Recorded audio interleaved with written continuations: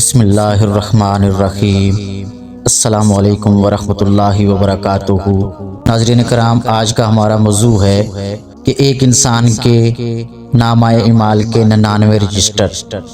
رسول اللہ صلی اللہ علیہ وسلم نے فرمایا، قیامت کے دن پوری کائنات کے سامنے ایک شخص کو بلایا جائے گا، اس کے سامنے 99 رجسٹر اس کی برائیوں کے رکھ دیے جائیں گے۔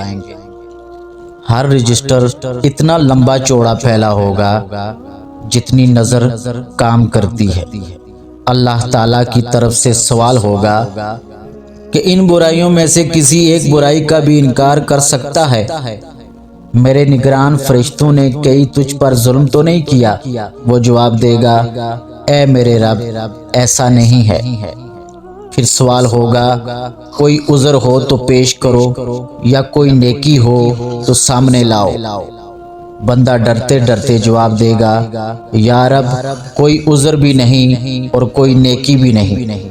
اللہ تعالیٰ فرمائیں گے، تیری ایک نیکی ہمارے پاس محفوظ ہے، یاد رکھ آج تجھ پر ظلم نہیں کیا جائے گا۔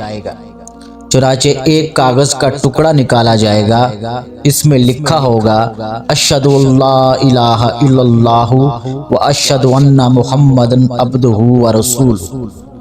بندہ عرض کرے گا، یا اللہ، ان بڑے بڑے گناہوں کے انبار کے سامنے اس ٹکڑے کی کیا حیثیت ہے؟ جواب ملے گا، آج تجھ پر ظلم نہیں ہوگا۔